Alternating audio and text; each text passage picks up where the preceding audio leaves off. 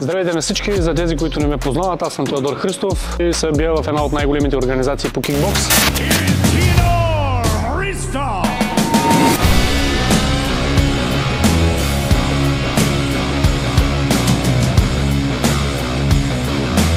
Видях, че има доста голям интерес от хората да покажа как тренирам, как се храня, какви добавки приемам и горе-долу как протича целият процес. Като имам идеи да правим нещата доста по-интересни. Ще викам хора, които искате да тренират с нас, ще отговарям на най-харесваните въпроси на всеки клип. Въпросът е да видя, че има интерес и продължаваме да ги правим тези неща. В момента се намираме пред Двореца на спорта и културата.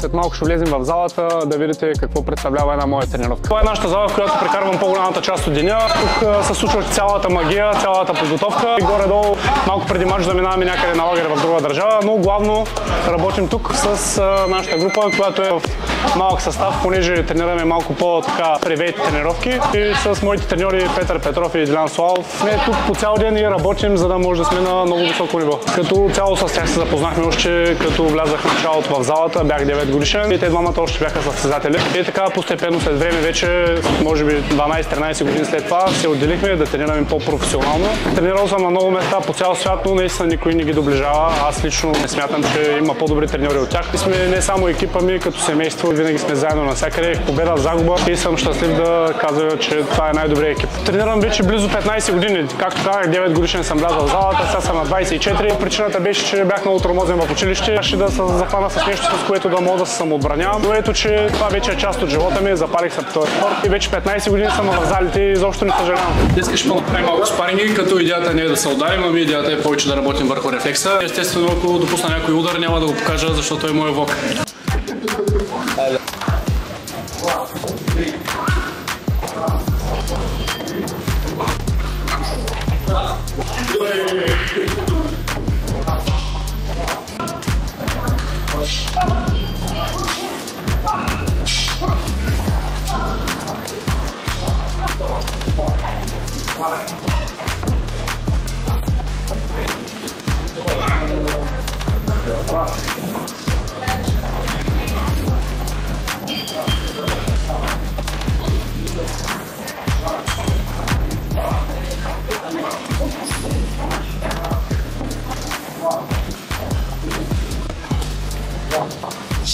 Гледаме максимално да избегнем травми и наблягаме повече на рефлекс, повече на защита, малко повече движение. Не е идеята да се ударим, идеята е да се подобрим.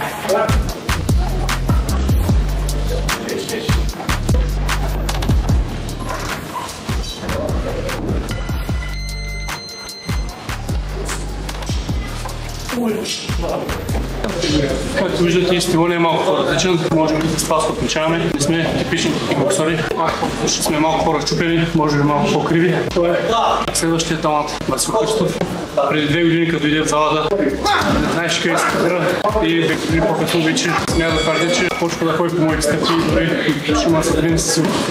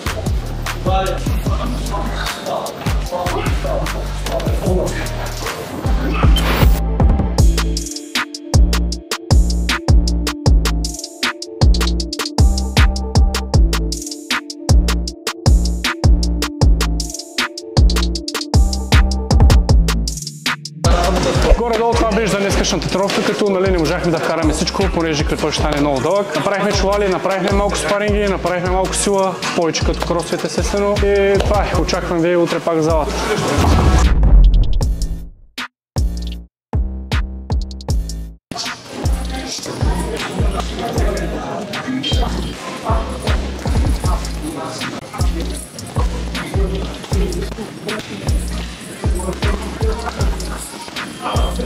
Бях малко болен и сега влизам в залата. И това са горе-долу такива възстановителни тренировки. Началото на седмицата беше малко по-леко, днеска ще е малко по-тегаво. И така, лека по лека трябва да влизаме във форма. Надявам се скоро да има матч и да захапнем. Общо взето няма лек ден, всеки ден е тегъв. Горе-долу винаги те изнадва. Когато мислиш, че е много гадно, е нормално гадно. Когато си мислиш, че е леко, е много гадно. Общо взето винаги е гадно.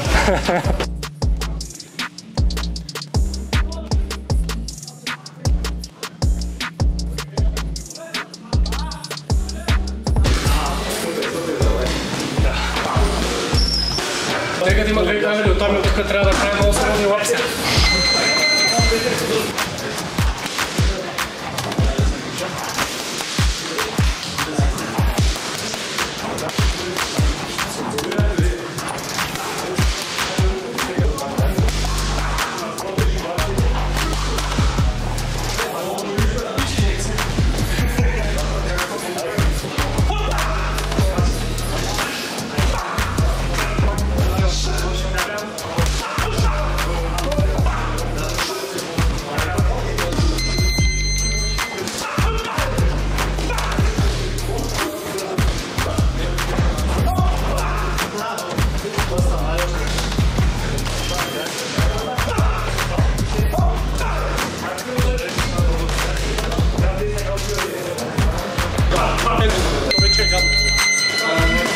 Вече е гадно.